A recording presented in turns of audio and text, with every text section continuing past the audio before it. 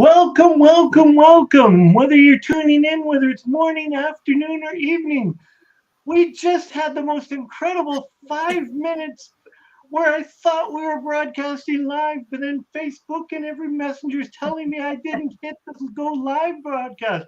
So I completely messed up. So welcome, welcome, welcome. My name is Neil Thrussell. I am a 4 times best-selling author, life coach, um, I said almost said it again. A father. No, I'm a father figure. Maybe I need to be paying attention to my languaging. And you'll notice that my wonderful and beautiful co-host Sarah Wade is not here. She has come down with some form of pestilence that has knocked her about. So she is here with us, heart connection and spiritually, but she is not with us physically. So we're sending you lots of love if you're watching this, Sarah. And I'm really excited to welcome my guest today, or our guest, Lorna Gale. So once again, Lorna, welcome to the show. Thank you, Neil. It's great to be with you. And hi, Sarah. Hope you get feeling better real soon. Yeah. So thank you. Thank you for this invitation to be here. I'm really excited to be with you. Why all of a sudden are we getting an echo? I'm not sure.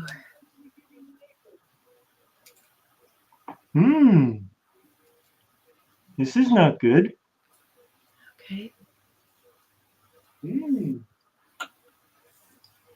Okay. Let's see if we can go with this again. Okay. Okay, so we had technical issues. We're just too positively, energetically charged for this show today. That's perfect. Yeah, well, it's great to be with you. And as we were talking about it prior to going on to recording. Okay, I think I have to put on some headphones here. Okay. Well, I'll go ahead and do that as well, just so we can keep the recording clear. This is unusual. All right, here we go.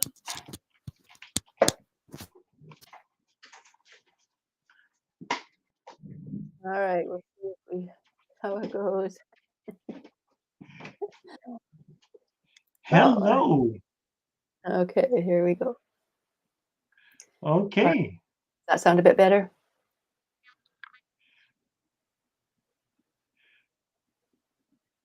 How are we doing for sound? I think we're doing wonderful. Okay, good.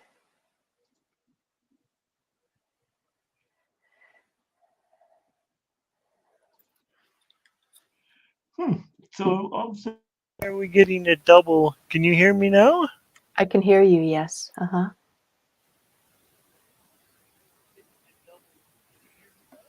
Yeah, there's a bit of a double repeat, an echo. Okay, how about now? This is crazy. Seems like that's okay. It seems clear.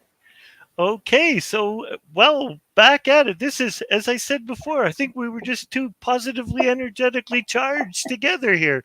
It's been a while since we've had audio issues on the show.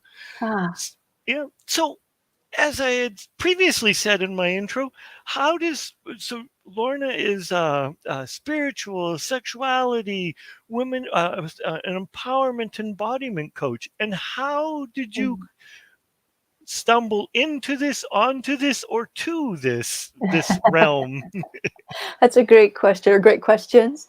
It's I would say it's really been a multifaceted journey.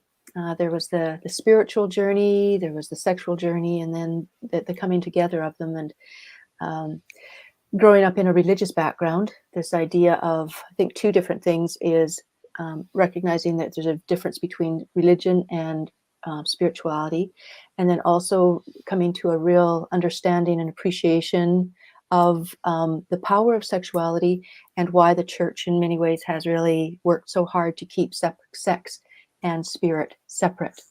And so I know my own journey, there was this whole idea of not being connected to my sexuality for many different reasons. And I can go into that in a bit as we continue to chat. I think that was a big part of it, the spiritual journey where, thinking we're these humans having this spiritual experience. And one time during a health, not a health crisis, a health gift, somebody said to me, we're not humans having a spiritual experience, we're spiritual beings having a human experience. And I remember that just like, what? And that really, and that was almost 25 years ago. And that started my journey, my spiritual journey there. After that came the sexual journey. This is kind of a loaded question, because as a woman, as you were going into your sexual journey, were you ostracized? Were you looked differently from the, shall we say, the good spiritual person? Did people look at you differently? Or did you feel that they thought of you differently? Very much so. Some were very supportive of it, and other people were like, it's, sex has been something that we haven't talked about, right? We don't talk about it. This whole idea of bringing sexuality out of the closet has been in relation to people who say, I'm a same-sex person, right? And so this whole idea of bringing it out of the closet in general has been a big part of it.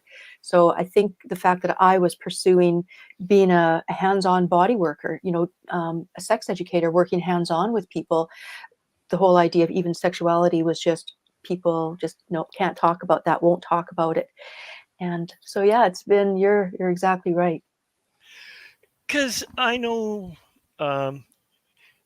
it was theoretically it's okay for a man to talk about and go about sharing sexual, but it's usually as a braggart thing historically, and not from a point of helping people, because I find that many men historically we don't talk about sex.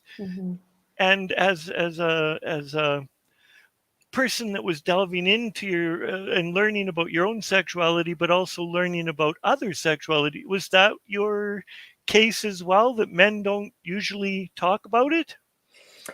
It's been a fascinating thing. What I have found in my practice, and I've have it my practice for over 12 years now, that men often will say, wow, I wish it's the kind of sex education I had when I was a kid.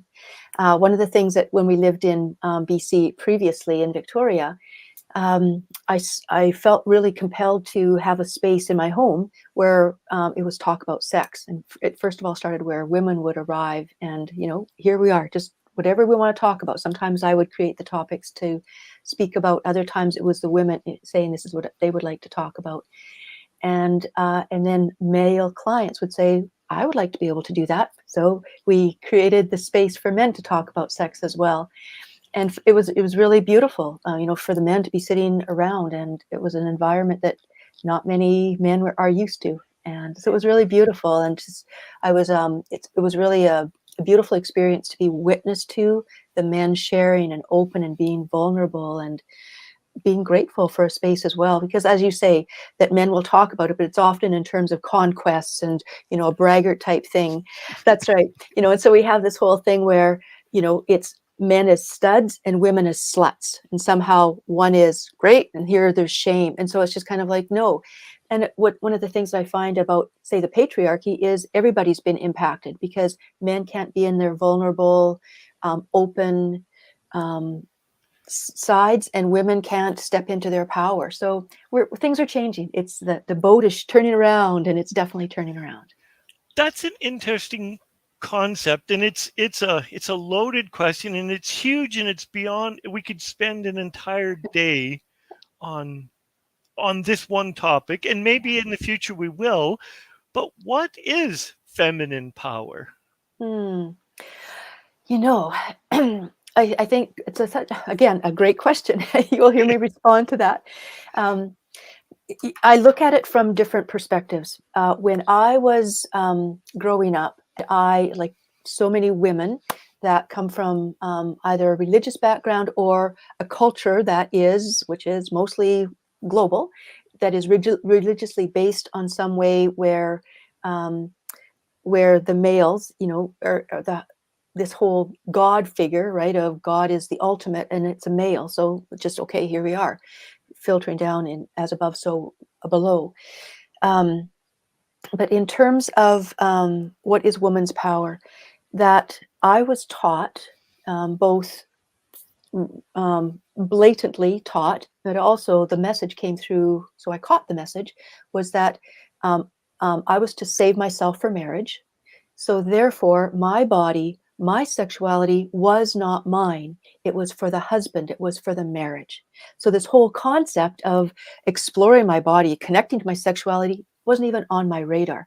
And a lot of people are surprised that here I am, that being able to talk very openly and coach people about sexuality and teach, that it was not until age 42 that I had my own midlife sexual awakening, to be able to connect to my own body, my own sexuality. So this whole idea of what is women's power, I think it's that aspect of, number one, connecting to the body, connecting to their own sexuality, and connecting to their divinity. I think that there's different levels of that. But certainly there's that, what is their power? It's that power to be present to their own body, to their own voice, to their own wants and desires.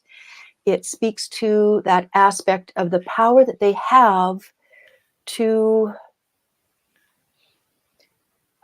what's the word? The power that they have to compel everyone to be in their highest power, their highest good, their fullness.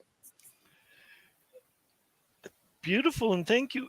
And I also think there's and and many people would use the word comfort. To be comfortable with themselves is true. I think one of the truest and raw forms of power is when you are totally comfortable.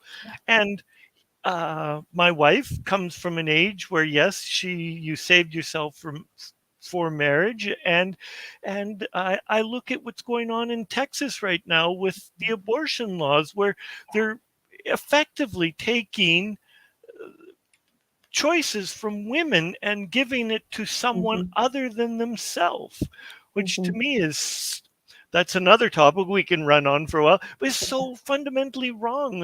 It's like when it's, you take a choice from someone and you take away an entire gender's choice. And when we think about power, I think there's that whole aspect when we look at that topic itself, is who is it that's making choices for these women? It's typically men. And it really, the fact that it's coming up right now in many ways speaks to that fear, if you will, of that, of the power that is being threatened, if you will. So again, it's no accident, as globally, cosmically, the feminine is rising, into this place of reflection of the divine feminine. There's that aspect of it, and so when that energy is shifting, that it's kind of like, when we think about the ego, right? We think about those mind, that part has been in control for so long, the saboteurs. It's kind of like, oh my goodness, I'm being threatened. And so the invitation is often, when something is happening outside of us, to also look at what is happening within me. This whole aspect of as within, so without, to be able to look at what's happening around us and to be able to come back in and find out, okay, where is there any of that happening within me? So. Absolutely, because if we go back to the three types of brains that we people are views that they're talking, that the fight or flight, as soon as we sense danger, we're instantly in a fight or flight mode. So all logic is going out the window. So as soon as some form of hierarchy senses danger, it puts them into a fight or flight. And many of those in control are in fight and flight, and there's so many reasons why, because there's so many issues going on in the world right now. So it's and with so many issues and so many different selfish reasons that people get caught up, but they always forget in what's going on in the world. People forget to I believe, take the time to really ask what it is that I believe, as Mhm. opposed to what society is trying to teach me. And Mhm. society has historically taught that for many, sex outside of marriage is bad. Sex, a woman's should save herself. And yet, when we think about it, if I'm going as a male, if I'm going to want good sex, well, I'm only 50%. If I want great sex, I'm only 50% of the equation. Mhm. That's true. That's true. Hmm. So Yeah. how on your journey did you go from, let's jump over to spirituality. So Sure. you were learning spirituality, and how for you, how did it go from spirituality to go, oh, there's this thing called sexuality? How did your Mm. journey sweep from um, spirituality to sexuality? Mm. Okay. So for me, it was, I would say my spiritual journey really started to happen when, when my daughters were in elementary school. I was helping out as a teacher, then went on to be a teacher myself. And during my training, seeing, wow, there's all these world religions. So it's kind of, this whole idea of there's one right way. Yeah. And um, started to be able to say, wow, that sounds like Christianity. That sounds like Christianity. And it's just kind of like started to take the blinders off a little bit. I then went into an energy wellness program that I took training in, and then I became one of the teachers and trainers uh, internationally with that. And in there, it was starting to look at the mind, the story aspect of things, the stories that we've been told, the stories that we believed, and the power of words. And as a teacher, and one who taught stories, that was my craft, right? To be able to teach kids how to, create these stories. And so starting to look at how stories are crafted, and then start to look at how this, and again, this whole aspect of we are spiritual beings having a human experience, that just turned everything on its head. And so I started to look at things from a different perspective. And I think that's a big part of it, is when we're so used to thinking this is the only way to look at things, that we can't see. So when all of a sudden things here, I was able to look at things from a different perspective, it opened me to beyond um, what I had grown up in. So that journey continued, and just continuing to question thoughts, this whole idea, and with the passion test. And I also as a passion test facilitator, that's where I was introduced to the work of Byron Katie. This whole, I think we suffer when we believe our thoughts, and that whole idea of to question our thoughts, and then to be able to look at, wow, these thoughts that I thought were me, they're not. And all of a sudden these thoughts come, and it's not because I'm thinking them, they're coming. Try to stop thoughts, and we realize that we're not thinking them, the thoughts are happening, we are Yeah. being thought. So that really became a lot of my spiritual journey, continuing to see who we really are, that we're spirit having this human experience. And in the same way, then, the sexual piece of things, again, it talked about perspective. So when all of a sudden, I remember early on in my marriage, I was married. I'm currently married to a man. I was married previously to a man that for 30 years, and because I didn't know about my body, he didn't know about my body. Um, um, and I came in 5 years into the marriage. He said, "Why don't you find out what makes you feel good so you can tell me?" And that speaks also to your comment earlier about, we're each 50% of the relationship. And I knew that there was more to my body, to my sexuality, and I just did not know how to tap into it. There was, and I did not know. But I was in the middle of raising children, going to into my education degree and teaching. That kind of get put on the hold. Eventually, it just felt like, no, it's time. When the girls were out of the house, it just felt like, okay, now I need to turn my attention to me and what was there. And as I did that, I started to realize, wow, There's a whole thing beyond this idea that sex and being woman is wrong or bad or shameful. Those various things we've been taught. I started to explore, take some classes, and that's where, you know, like I say, at age 42, I actually hired a masturbation coach to help me learn about my body. Indeed, and it was one of those turning points in my life that was so powerful to be able to say, wow, this is what my body can do. So that just sort of continued the journey. And then I started to continue taking courses. And it came that my former husband gave me this beautiful gift of, as he stood in his truth, he gave me the invitation to stand in my truth. He said, what you're doing in your work as a sexological body worker, as a somatic sex education, doesn't work for me in our marriage. So you get to choose what works for you. And as I felt into it, which I had awakened my body throughout my journey, I had awakened into my body and what it felt like to be embodied. I felt like for me I needed to go on and keep on going there. So we blessed each other, you know, and he supported me, and he said, you know, blessings on you, and do what you need to do. We continue to be, you know, close to this day. So that continued in my journey. Some years later, a couple of years later, when I continued on my journey, a man who knew about my work, you know, came into my life, and we were married, and, you know, he's supportive of my work. So it was this whole aspect of a 180-degree thing. I'm going to pause there, see if there's any questions there, because I've got a little bit more I'd love to share about that, but I want to take a break and give you a moment to respond or have any questions there. So we had a user said, Lorna, I love your calm energy, and it's coming from a group, so we don't know who that was from. Okay. And then you were talking about that you hired a masturbation coach, Yeah. and this key just like boom. So that, and it's Cool. funny. And it's no, I'm not saying what you had said was funny, but it's like masturbation, you know, it's not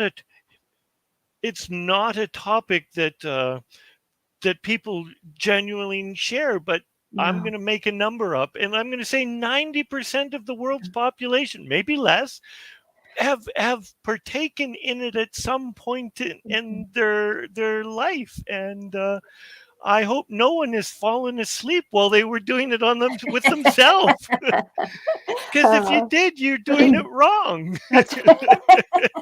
That's right. and and the greater part is how society makes it wrong. Mm-hmm. And I it's so amazing. Exactly. It's one of the things I say, it's no accident that we as humans, our hands are the exact length, with the exception of people through injury or some type of disability. But by and large, most of us have hands, arms that reach exactly to the length of our genitals.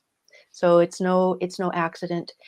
And what I really find it's really powerful is that in my work, I listed as a masturbation coach because that's something that people connect to by terminology. I refer to it as PEP, personal erotic practice, which allows the whole body and our whole energy and our whole aliveness to be a part of that, not just our genitals.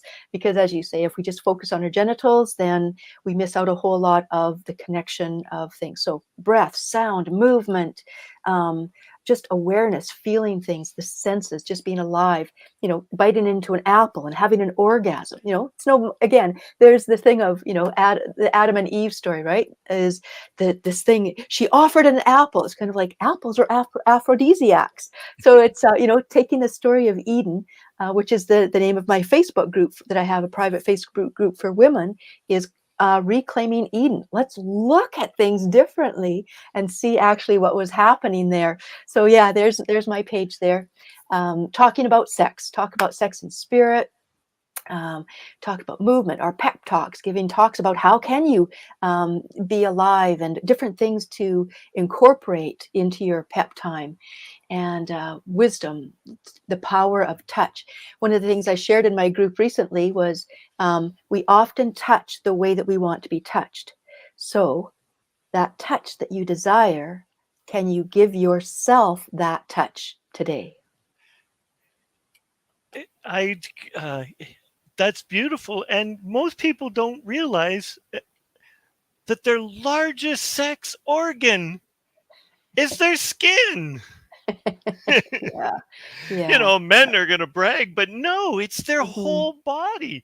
Mm-hmm. The eroticism can come from anywhere Yeah. on your body. Mm-hmm. Mm-hmm. Yeah, that's exactly true. And to be able to uh, tap into all of that. And I think a big part of it, where it comes from, is that and the focus of my the focus or foundation of my work is about consent, about not only establishing consent between the people I work with, but also helping to establish consent within their bodies. What does it feel like? Because that's not always been consensual things from their from time of growing up. Even if it's a matter of go give grandma a hug. Well, I don't want to. Go give grandma a hug.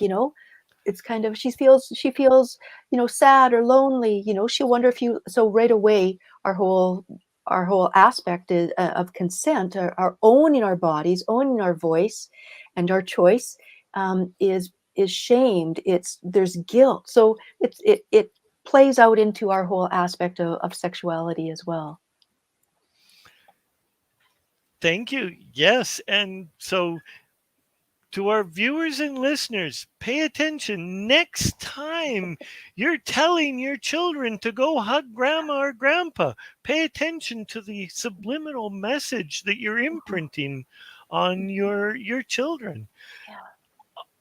And as parents and as uncles, well, as an uncle, I was always in there and able to talk with my nephews and nieces uh, uh, around sex and sexuality, because my family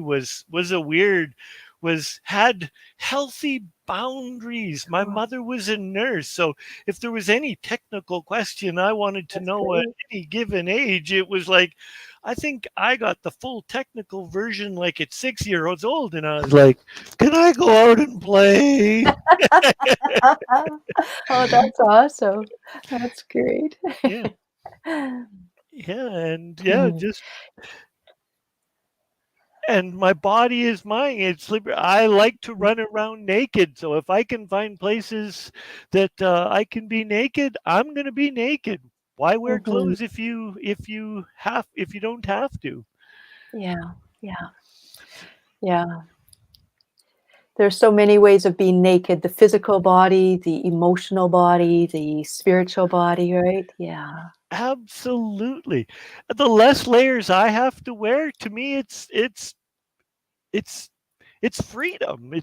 Mhm, not exhausting, but the more layers that I have to wear, because I'm in a situation, I'm in the Catholic Church, and I got to wear all the Catholic Church mhm, layers or whatever, or I can't say words like that in front of grandma or grandpa. It's mhm, exhausting. But when I can mhm, truly be Neil as who Neil needs and Neil wants, it's mhm, liberating. mhm. I agree. I agree. And that comes back also to what you'd said, Neil, earlier when we were talking about what is power. And I would say that whole aspect of being who we are is, coming back to that essence of who we are, is what is power. It's being who we are, and beyond the thoughts, beyond the stories, beyond those limitations, those things that we've been taught and trained that we are, should be, shouldn't be. I talk about it as the shroud of shame, and that's a big piece of things. Can we take off the shroud of shame, those ways that we've held that, carried that, lived into it as if that was us, the shoulds, the shouldn'ts, the can'ts. So it's just really a powerful piece to be able to, and again, looking at our thoughts. I continue to, um, with people that I work with, whether it's one-on-one, in group, it's to be able to look at what are those thoughts that we are entertaining. How do they impact us? How do they sabotage us? How do they define us or create a sense of identity of who we are? And when we start to get beyond the thoughts, underneath, beyond, behind, beneath, before the thought, that's when we come into the true power of who we are, into that true essence of who we are. Yeah. Identity just becomes the clothes that we wear to have this human experience. Absolutely. Yes. Beautifully, wonderfully well said. Um, yeah.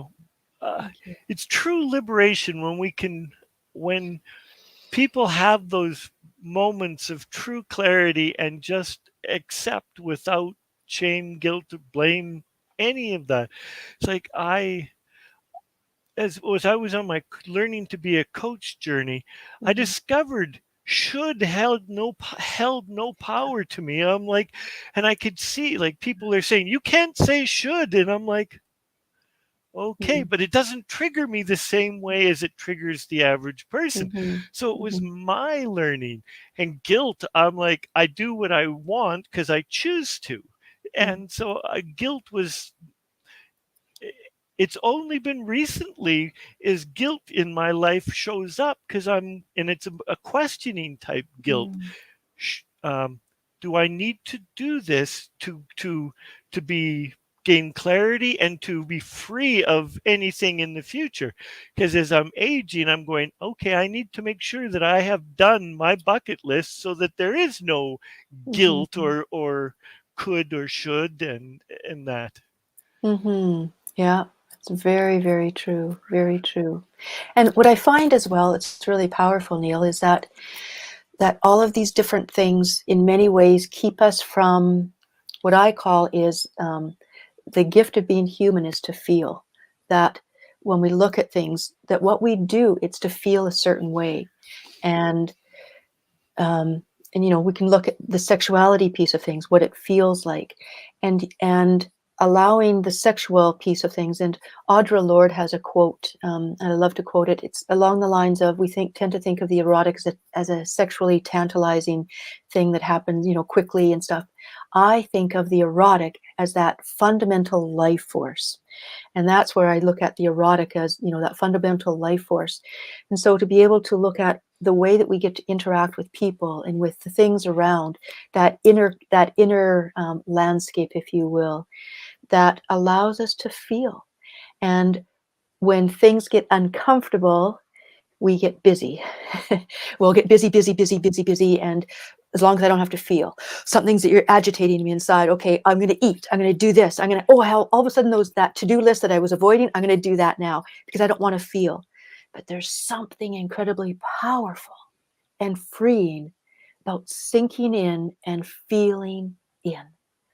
And in fact, when it comes to power, is those places that are the most painful to go to, the most irritating, the most agitating, the most uncomfortable, to face into and feel into those.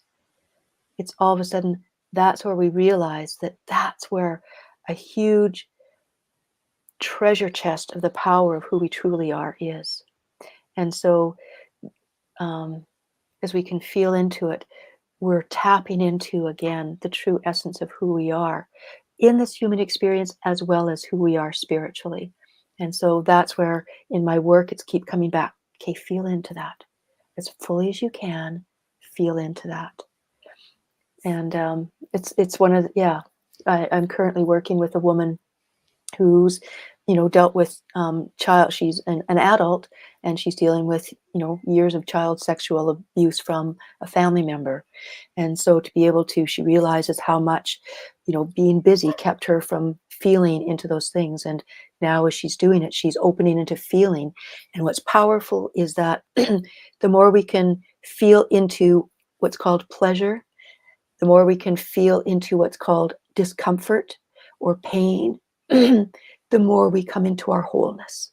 And the more we can feel the wholeness of who we are and feel alive in this world. Absolutely. And that's a, a just another example of we don't know how deeply we can love till we Yeah. know the passing of someone that we love. Yeah. And it is that dichotomy. Like we think we know love till we don't really know it till something is gone. Mm-hmm. That's true. That's true. I was when I was leading men's group, one of the cheeky things that I would say, that foreplay starts the day before when you were vacuuming for your partner. There you go. It starts when you do some of the household chores that your shared work, and it's just, you don't leave it to the, Mhm. to the other one to do the work. It says Yeah. that's when true romance can start, is when Mhm. you lift, um, you allow energy, and you lift some of the burden and allow other energies to fill the void. Mm-hmm, mm-hmm. And that's so true. I would say that it was after my former husband and I got unmarried. um, it's when I started to really have an awakening. Not only my midlife sexual awakening that already had happened by then, but this awakening to men, to the masculine, and to the true heart of males, of the masculine. And it was again soon after that this beautiful man that I am now married to showed up in my world and has provided me with that opportunity to experience, that keeps breaking my heart open and open, to be able to know how fully I can love and to be able to be loved. It was just kind of like it just keeps cracking open and into this realm of love. And I'm just, yeah. And so how that shows up, for people when we talk about intimacy, as okay, what happens in the dark. It's just kind of like, no, intimacy starts when we can be emotionally raw, start to take off the clothes of emotional protection, and start to be intimate, to be able to say, here I am. And there's something powerful about, yeah, because people can be, have sex and still not be intimate. They Here, can, here, yes. yeah, they can do all kinds of wonderful things here and there. And it's when the heart starts to open, when the emotional armor comes off, to be able to say, this is where I'm at. And to be able to be in that place of being witness to each other and support to each other.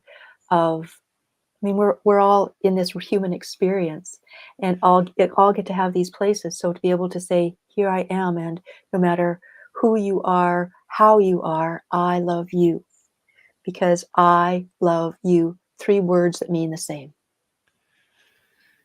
Absolutely. Yeah. And as you said, it's when we become emotionally available and Mhm. peel be willing to be vulnerable, is is when I find that I love my wife even more, is when she is able to trust the container, trust the what we have together, to be able to be that much more vulnerable Yeah. and share whatever it is that's going on in her world. Mhm. Because It's even though very we're true. married, it's still her world that she's Mhm. experiencing. Mhm. Yeah. Yeah, that's true. Because we share a combined experience, but Mhm. she is her own complete solar system, and yes, I'm just a planet revolving in that. Exactly. Yeah, it's very true. You know, Mhm. I when I belong to a men's group, and it's always interesting that when we go away for a weekend, we have we're a very frank talk, Mm. sharing about sex, and it's like, change the body part, and you could put all women around the circle, and it Mm. would be the same talk, the same, similar concerns of between the sexes. You put a circle of all men, circle of all women, and s- similar concerns, similar issues, just spoken differently. Mhm. Mhm. Yeah, I think at the core is that People want to be seen for who they are. They want to be heard, and to want to be free have the freedom of within that and through that. So I think that's really a key piece for sure. One of the things that I found in my, coming back to this aspect of, empowering women, number one is I use that. I've used that, and I'm in the midst of. Do I change it? I'm not quite sure. But this whole idea of, am I empowering them? Not really. I'm actually helping to support them of realizing the power that's already within. And so even when I have this my course coming up, this this journey, this path, this journey home. When we think about a path or a journey, we think, okay, from where I'm at to here, and how it's actually the power of the mirror to be able to show us and tell us the truth. That the path actually is not leading us out there, because that's what we've been told is look outside for an authority, for a God figure, for a partner, for happiness. And the mirror says it's all there right within. So to be able to know that in this journey home, it's about taking us back within ourselves into the truth and the power of who we truly are, in this human experience, as spirit, having this human experience, and to be able to really sink into that. So, yeah. And there's something powerful, as we talked about earlier, about, being in circle, talking about and sharing, being witness. All other things, swimming, basketball, hockey, we have these team sports where we're learning about activities. We go to school, we sit in classrooms of things as we're learning math and reading and writing. But what about sex? What about sexuality? So there's power in being in circle, in community, learning and saying, wow, yeah, I thought that too. I feel that way too.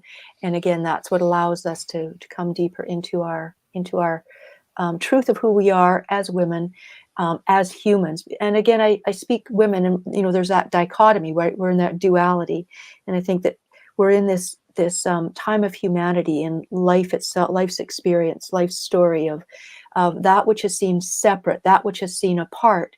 It's kind of like, no, that's been the part of the game. The story is it's all out there. It's kind of like, no, it's all within. So the feminine, the masculine, all within, the divine and the human, all in as a part of one. And so this experience, I get to support women in tapping into that, into their own masculine, their own feminine, to be able to see how the feminine flows, the masculine supports.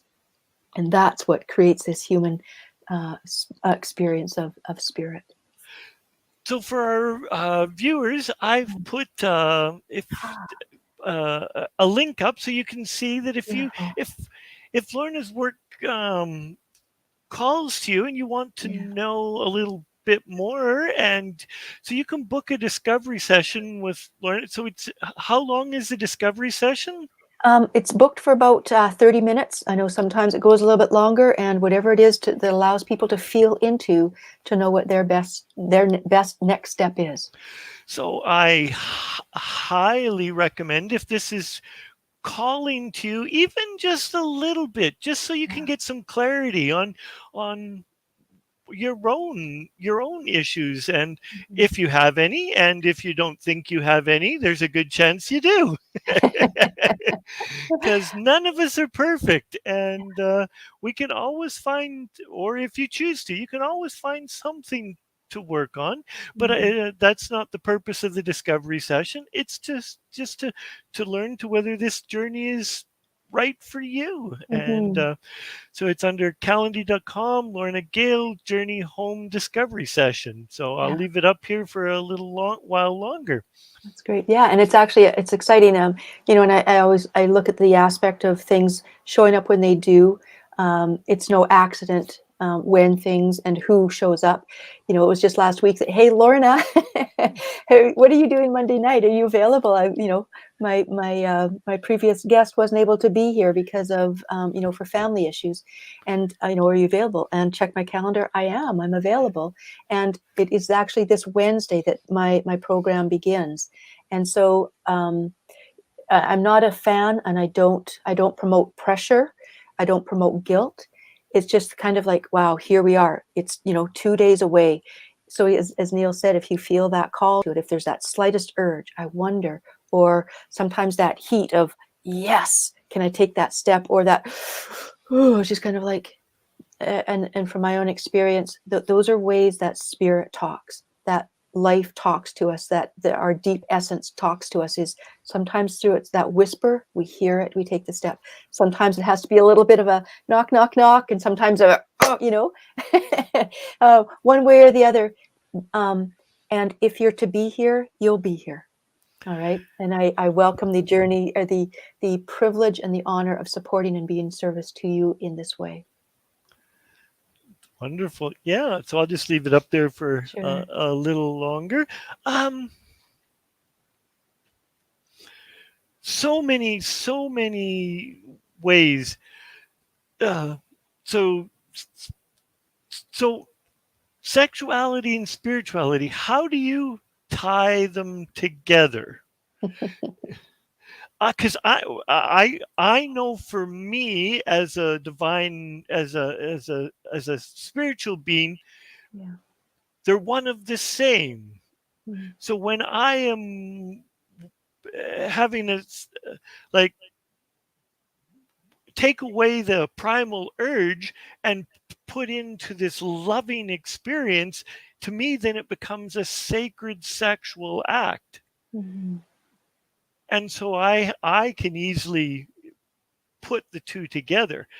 Was your journey like that, or how do you merge them for yourself and clients, or do you?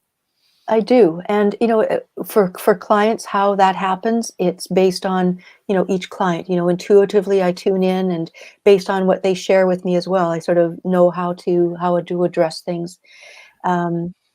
For myself, it's been an amazing thing. Again, the journey of each of them, how it was seemed to be reinforced that, well, here's this journey and here's this journey. Well, how do they come together?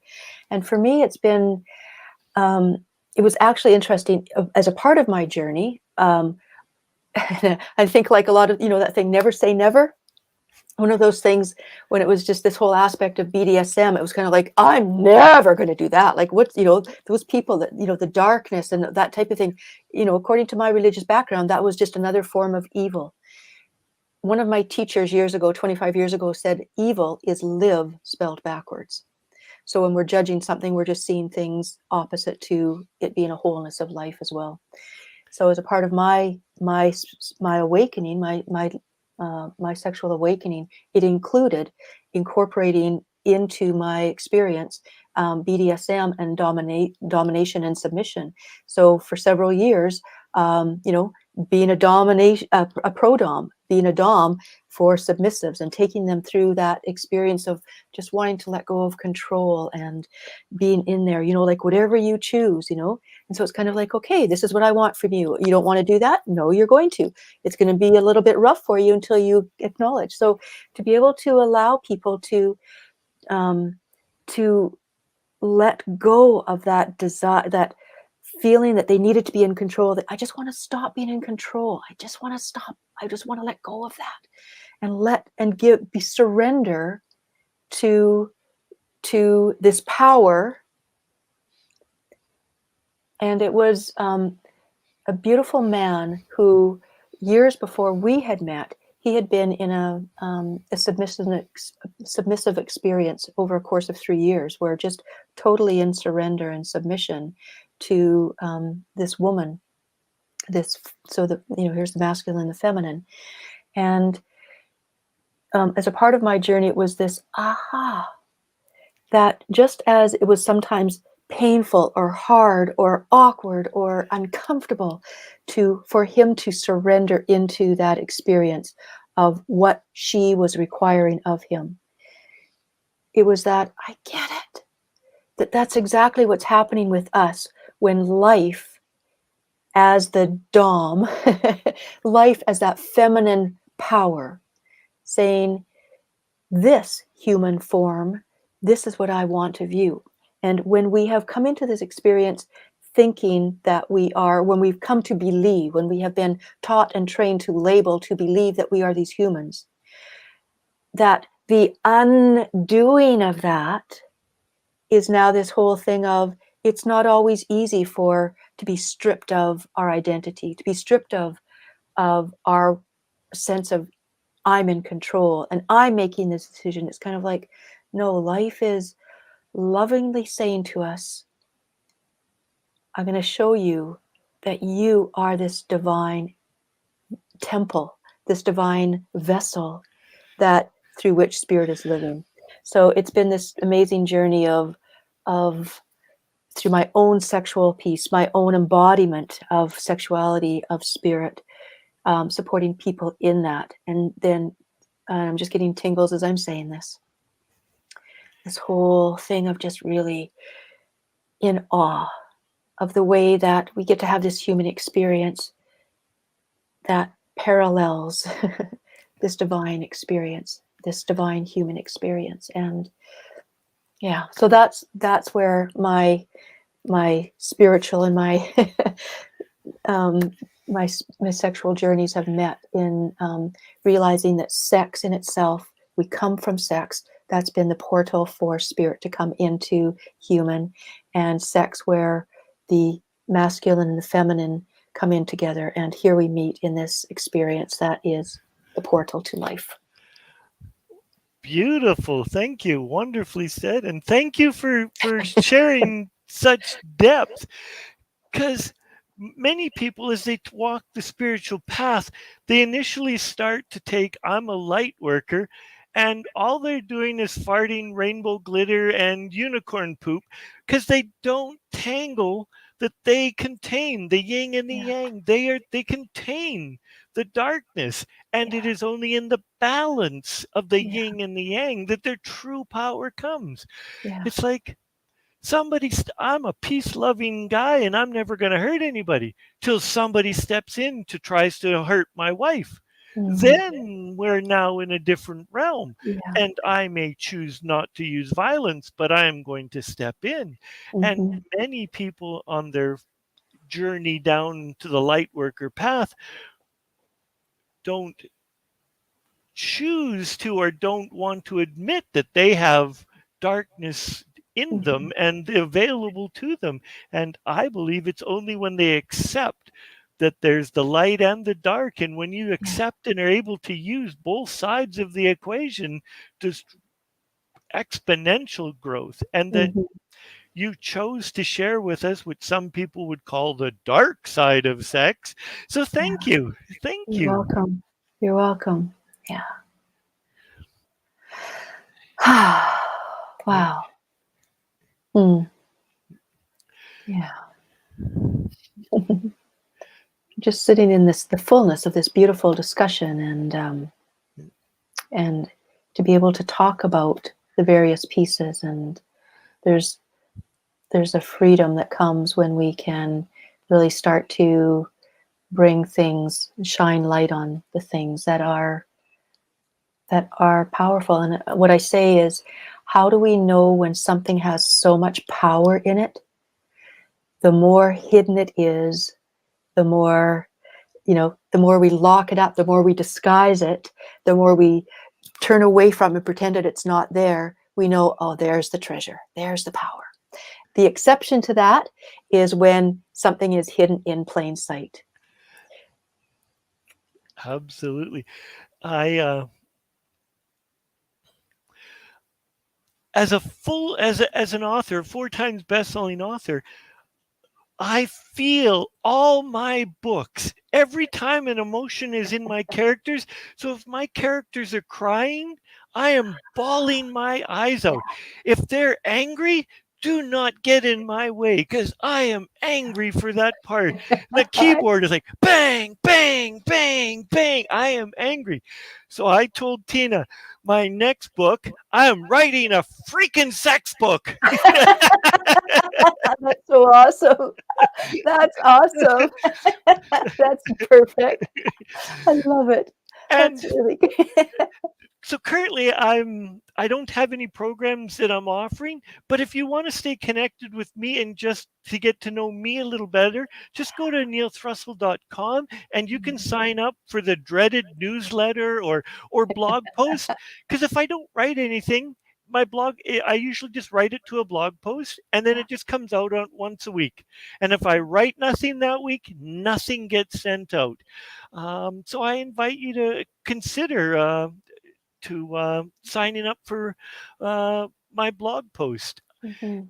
And okay, we'll get rid of that. And then if you so let's go. We'll put this back up here for if you want a discovery session, or if you want to know a little more. Here's one. I hit the Sure. wrong one, but this is That's good all good. too. Sure, sure. That's I have a page up on the Trusted Bodywork site, and in there it gives some testimonials there for people who have worked with me. A couple of women. There's a couple there that have written up about their experience of working with me. And then, sort of a list of various things that I do. I'm currently offering things, inviting people to their sessions to experience their sexual and spiritual wholeness through working with me. And there's lists of various things that we can approach and touch into through our online sessions as well. And once I get online or in person again, I'll be doing that for sure. This is the one that I was actually trying to There get a you hold of. go. So if you want to Yeah. email Lorna, just drop her Yeah. an email and she'd love to connect. Yeah. And the Mhm. last but not least, Mhm. I forgot to ask about Reclaiming Eden, but we're so close to being out of time that we don't have time. So I'm going to share some words for our Mhm. podcast listeners and for our Facebook and YouTube viewers. I'm just going to share a few parting words, and then Yeah. I'm going to ask you to share whatever comes to mind for you, Lorna, and then we will play our exit music. Okay. Sounds perfect. So I know and trust that you found value for today's Mm. program. I know I did, and really, it's all about me. To heck with you guys. No, whatever you do, drop the shame, drop the guilt, learn to discover yourself in ways that you've never discovered Yeah. yourself. Be joyful, be playful. Life is a journey. Yeah. Take yourself on a journey, experience it to the fullest, and know that you are loved Mm. always and forever. Lorna. Mm. Neil, thank you. I just really want to I want to express my appreciation to you for inviting me, for heeding that call to contact me and giving me the opportunity to speak and share today. Um, there's the power of speaking one-on-one and knowing that this is going out, to hundreds, thousands of people. That there's something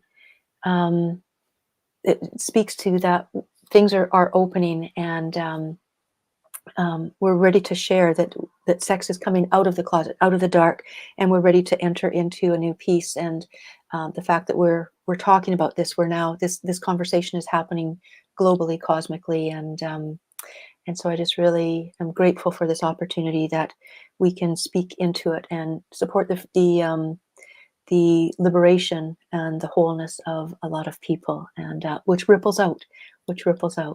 So thank you again. And Sarah, thank you for your support, being here in spirit for sure, I know, and tapped in as we're speaking. So thank you so much, Neil, and thank you and love to all.